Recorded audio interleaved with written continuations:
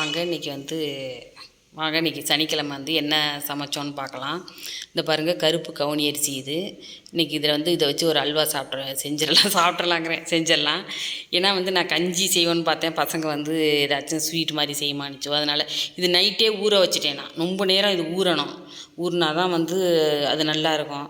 இப்போ மற்ற அரிசி மாதிரி அப்போ ஊற வச்சு ஒரு 6 மணி நேரம் இல்லை, நைட்டு ஃபுல்லாக நான் 7 மணிக்கு ஊற வச்சேன். காலையில் தான் எடுத்தேன் 7 மணிக்கு. இப்போ இதில் ஃபுல்லாக செய்ய வேணாம். மீதத்தை வச்சுட்டு கொஞ்சம் ஒரு அரை பவுல் எடுத்திருக்கேன். ஒரு தேங்காய், மீடியமான தேங்காய், இளந்தேங்காய் இல்லாமல் முத்தலும் இல்லாமல், அப்போ தான் பால் நல்லா க்ரீமாக இருக்கும். இங்கே பாருங்கள், இந்த தேங்காய் உரிச்சிட்டு ஒரு பால் புழிஞ்சு வச்சிடலாம் ஒரு தேங்காய். அது மாதிரி இதுக்கு பார்த்தோம்னா ஒரு பவுல் ரைஸ் எடுக்கிறோன்னா, ரைஸ்னால் என்ன, ஊற போடுறதுக்கு முன்னாடி உள்ள ரைஸ் இல்லை, ஊற போட்ட பிறகு உள்ள ரைஸு. ஊற போட்டோன்னா அதுக்கு முன்னாடி அளவு சொன்னோம்னா உங்களுக்கு 3 பவுல் வந்துடும். இங்கே பாருங்கள், பச்சை மிளகாய் காய்ச்சிருக்கு பாருங்கள், சூப்பராக இருக்குது. நிறையா பிஞ்சு விட்டுருக்கு பச்சை மிளகாய் எப்போதும் காய்க்கும். தக்காளி தான் இந்த வருஷம் காய்ச்சிருக்கு. நான் தக்காளியே இப்போ வாங்குறதில்ல கடையில். 2 நாளைக்கு ஒரு திருப்பு 4 3 கிடச்சிரும். இன்றைக்கி நிறையா இருக்குது. ஒரு நெருக்கி ஒரு 7 தக்காளி இருக்கும்னு நான் நினைக்கிறேன். நல்ல பெருசாக இருக்குது.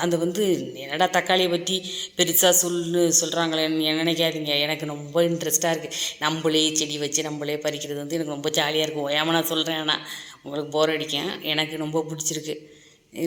அது ரொம்ப ஒரு ஆசையாக இருக்கும், நம்மளே வச்சு அந்த செடியிலேருந்து பறிக்கையில். இங்கே பாருங்கள், எவ்வளவு ஃப்ரெஷ்ஷாக இருக்குது, அவ்வளோ மணக்குது. இந்த கடையில் வாங்குறதெல்லாம் மணக்காதில்ல, இது பறிக்கையிலே அவ்வளோ மணமாக இருக்குது. காம்பும் நல்ல ஸ்ட்ராங்காக இருக்குது. பறிக்க முடியாத அளவுக்கு உளுந்துருதோ என்னமோன்னு கூட நினைப்பேன். பழுத்தோனையும் நல்ல ஸ்ட்ராங்காக இருக்குது. அந்த ரோட் சைடு அந்த சைடு நிறையா இருக்குது. இங்கே பாருங்கள், எவ்வளோ பெருசு. அங்கிட்டு இருக்குது 2 பெருசு. இதை நான் யூஸ் பண்ணிக்க எனக்கு ரொம்ப பெருமையாக இருக்கும். எனக்கு நான் நம்ம வீட்டிலே பழுத்ததுன்ட்டு இவ்வளவு கிடச்சிருக்கு. இப்போ நம்ம தேங்காய் திருவி வச்சுருக்கோம்ல, அது இதை அடிச்சுட்டு இந்த கவுனி அரிசியை நல்லா கொஞ்சோண்டு தண்ணி ஊற்றிட்டு நல்லா வெண்ணெய் மாதிரி அடிச்சிடணும். அடிச்சுட்டு தான் கரகரப்பு இல்லாமல் வெண்ணெய் மாதிரி அடித்தா தான் அல்வாவுக்கு நல்லாயிருக்கும். இந்த பாருங்கள், தண்ணி பாருங்கள் எவ்வளோ கலர். நான் 3 வாட்டி அலசிட்டேன். இன்னமும் அந்த தண்ணி கிரேப்ஸ் கலரில் இருக்குது. இதில் நிறையா சத்து இருக்கும். அந்த இடுப்பு வலி, இந்த உங்களுக்கெல்லாம் இந்த மாதவிடாய் நிற்கிற சமயத்தில் வரும்ல, இடுப்பு வலி, கால்கை வலி, அதுக்கெல்லாம் ரொம்ப நல்லதான். அது மாதிரி கேன்சரை தடுக்கிற சக்தி இந்த ரைஸுக்கு ரொம்ப இருக்கான்.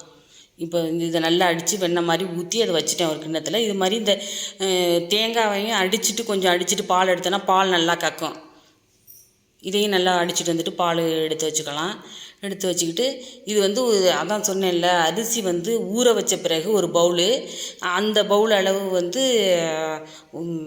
பால், சர்க்கரை, நெய் எல்லாமே எடுத்துக்கணும். நெய்யை கொஞ்சம் கொஞ்சமாக ஊற்றி கிண்டணும். இப்போ ஒரு கடாய் சூடு ஏறினோடனே இதை அரைச்சிட்டு வந்திருக்கோம்ல, இந்த கருப்பு கவுனி அரிசி, அதை அந்த கூழை அப்படியே ஊற்றணும். கூழ் மாதிரி இருக்குது, அப்படியே ஊற்றிட்டு கையை எடுக்காமல் கிண்டணும். கொஞ்சோண்டு தண்ணி கரைச்சி ஊற்றிடணும். ஏன்னா தண்ணியாக இருக்க மாதிரி இருக்கும், டக்குன்னு திக்காயிருது.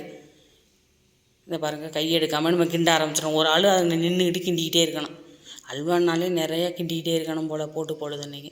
இந்த பாருங்கள், இந்த தண்ணி கொஞ்சம் கலந்து ஊற்றிடணும். அதோட தேங்காய் பால் ஊற்றிட்டு இந்த ஆவின் பால் இருக்குல்ல, அதுவும் ஊற்றிடணும். அப்போ தான் இந்த பாருங்கள், ஆவின் பாலும் ஊற்றிட்டேன், தேங்காய் பாலும் ஊற்றிட்டேன். இப்போ அப்படியே கையை எடுக்காமல் கிண்டிக்கிட்டே இருக்கணும். ரொம்ப நேரம் ஆகுது. ஆனால் அது கொஞ்சம் டக்குன்னெலாம் எடுத்துட முடியாது. ரொம்ப நேரம் ஆகுது, கிண்டிக்கிட்டே இருக்கணும். இப்போ இந்த நாட்டு சக்கரை இருக்குல்ல, எவ்வளோ ரைஸ் எடுத்தோமோ அந்த அளவுக்கு நாட்டு சக்கரை எடுத்துருக்கேன்னா, வெள்ளை சக்கரை அதுவும் போடலாமா. இதை பாருங்கள், திக்காயிடுச்சு. உங்களுக்கு இன்னும் ஸ்வீட் அதிகமாக வேணும்னா நீங்கள் இன்னும் கொஞ்சம் போட்டுக்கலாம். நான் எவ்வளவு ரைஸ் எடுத்தேனோ அவ்வளோதான் போட்டிருக்கேன். நான் இதை போட்டு நல்லா கையை எடுக்காமல் நல்லா கிண்டிக்கணும். இப்போ கொஞ்சம் கொஞ்சமாக இனிமேல் நெய்யை ஊற்றி கொஞ்சம் கொஞ்சமாக கிண்டலாம். இதை பாருங்கள், எப்படி தண்ணியாக இருந்துச்சு, இப்போ நல்லா திக்காக வந்துடுச்சு. இது இப்போ நெய்யும் வந்து ரைஸு என்ன அளவோ அவ்வளவு சர்க்கரை நெய் எல்லாமே எடுத்துக்கணும். ஒரு தேங்காய் அதே மாதிரி மாட்டுப்பாலோ இல்லை வந்து ஆரோக்கிய ஆவின் எந்த பாலோ எடுத்துக்கலாம். எடுத்துக்கிட்டு அதை அப்படியே கையெடுக்காமல் அப்படியே கிண்டிக்கிட்டு வந்துட்டு லாஸ்ட்டாக கொஞ்சோண்டு இருக்குல்ல மீதம் இருக்க நெய் அப்போ வந்து ஊற்றிட்டு அதை ஸ்டவ்வை நிறுத்திட்டா அப்படியே தலை நிற்கிது. அது மாதிரி ஆறினோன்னு ரொம்ப சூப்பராக இருக்குது. டேஸ்ட்டும் நல்லா இருக்குது, அட்டகாசமாக இருக்குது. நான் கூட வந்து நல்லா இருக்குதோ என்னமோன்னு நினச்சேன். சூப்பராக இருக்குது. இந்த பாருங்கள், கொஞ்சம் கொஞ்சமாக ஊற்றி தான் இது பண்ணணும், கிண்டிக்கிட்டே இருக்கணும். அப்போ தான் டக்குன்னு அப்சர்வ் பண்ணிக்கிறாது அது அந்த நெய்யை, அப்படியே கொஞ்சம் கொஞ்சமாக வாங்குது.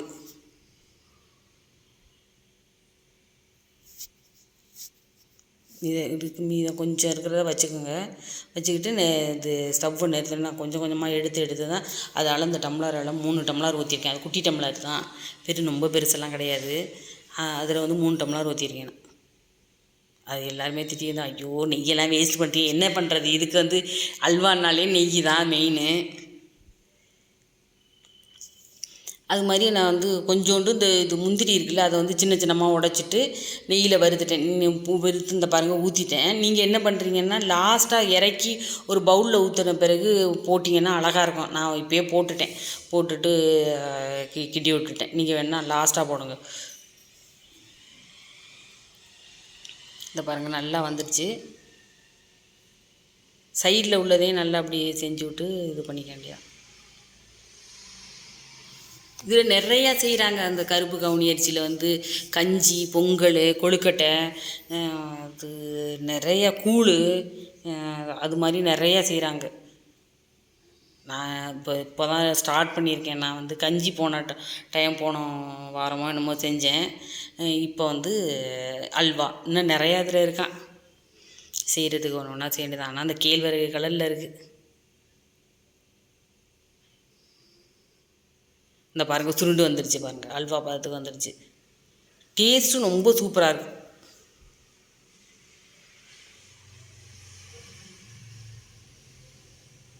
இந்த பாருங்கள் மீதம் இருக்கிறத ஊற்றிட்டு ஸ்டவ்வை நிறுத்திட்டேன்னா இது வந்து அப்படியே நல்லா இதாக வச்சுருக்கு. அப்படியே ஒரு மாதிரி தளன்னு இருக்குது.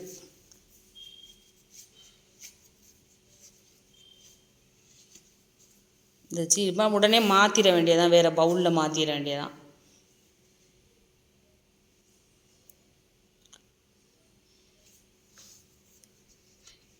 இன்னும் கொஞ்சம் நல்ல ஸ்வீட்டாக, ரொம்ப ஸ்வீட்டாகனா இன்னும் கொஞ்சம் கூட ஒரு 1/4 பவுல் போட்டுக்கலாம் சர்க்கரை. இங்கே பாருங்கள் ரெடி ஆயிடுச்சு. அப்படியே ஊற்றி இது ரொம்ப சுடுது. ஆறினோடனே ரொம்ப சூப்பராக இருந்துச்சு. ஸ்பூனில் எடுத்து சாப்பிட்றதுக்கு ரொம்ப நல்லா இருந்தது. ஏன்னா பசங்க வந்து கஞ்சி குடிக்கிறத விட இப்படி அல்வா இப்படி செஞ்சு கொடுத்தா எப்படியோ உங்களுக்கு கருப்பு கவுனி அரிசி ஏதோ ஒரு வகையில் உள்ளே போகணும்ல, அதனால் வந்து பசங்களுக்கு இப்படி செஞ்சு கொடுக்கலாம். வாங்க சாப்பிட்லாம். சுவையான அல்வா ரெடி, கவுனி அரிசி அல்வா ரெடி. அடுத்தது வந்து மீன் வாங்கிட்டு வந்துட்டாங்க. இந்த பாருங்கள் மீன் கட் பண்ணி வாங்கிட்டு வந்துட்டாங்க, வேலை இருக்கும்னுட்டு. இது வந்து எங்கள் ஊர் சைடெல்லாம் இருக்காது ஒரு மீன். இது வெலை மீன். கல் உப்பு போட்டுக்கிட்டு உரசி எடுக்க வேண்டியதான். கட் பண்ணதுனால ஈஸியாக போயிடுச்சு எனக்கு. இந்த பாருங்கள் சைடில் வந்து சிகப்பாக இருக்கும். இது வந்து வெலை மீன். இங்கே உள்ளது இது. எங்கள் ஊர் சைடெல்லாம் இது இருக்காது. ஆனால் இருக்கிறதுல பெஸ்ட்டு எது குழம்பு நல்லா இருக்கும்னா இது நல்லாயிருக்கும். இந்த பாருங்கள் குழம்பு வச்சாச்சு. ஏன்னா நிறையா வாட்டி மீன் குழம்பு போட்டிருக்கோம்ல, அதனால் நான் வந்து இது பண்ணலை. இன்றைக்கி சாட்டர்டே, சரி எல்லோரும் இருக்காங்களே, சரி என்னத்தை டெய்லி சாம்பார் வைக்கிறதுன்னுட்டு சரி வாங்கிட்டு வரேன் நாங்கள் சரின்ட்டு வச்சாச்சு. இதுக்கு நல்லா பிரட்டி வச்சாச்சு. வறுத்துக்கலாம், மசாலாலாம் போட்டு பிரட்டி வச்சாச்சு, வறுத்தாச்சு. அதெல்லாம் காட்டலை, டைம் ஆகுதுன்னுட்டு. அதுவே நேரம் ஆயிடுச்சு. இந்த அல்வாவிலே நேரம் ஆயிடுச்சு.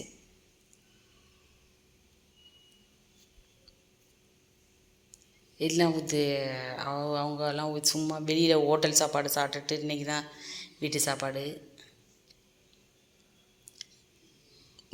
எனக்கு வெஜ்ஜுன்னா தான் லேட்டாகும். நான்வெஜ்ஜுனா ஈஸியாக செஞ்சுருவேன். இதை கட் பண்ணி வாங்கிட்டு வந்தாச்சு, அதனால் ரொம்ப ஈஸியாகிடுச்சு.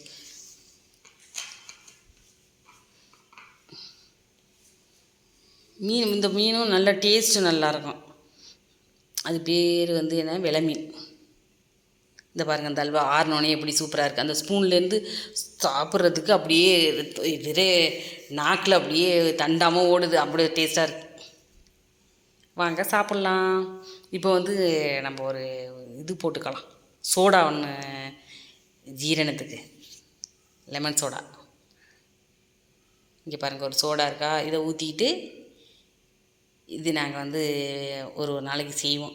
லீவ் விட்டாச்சுல்ல பசங்களுக்கு, அதனால் வந்து 11th 9th லீவு, அதனால் அப்புறம் ஆரம்பிச்சிருவாங்க. ஒரு ஒரு ஒரு 5-6 நாள், ஒரு 10 நாள். லெமன் வந்து ஒரு அரை முடியில் கொஞ்சம் கொஞ்சம் ஊற்றிக்கலாம். அந்த சோடா ஊற்றிட்டு கொஞ்சோண்டு உப்பு போட்டோன்னா பொங்கும். நம்ம வீட்டிலே இது பறித்த இது புதினா இருக்குது, அதை போட்டுக்கலாம். வாங்க குடிக்கலாம். சுவையான லெமன் சோடா ரெடி.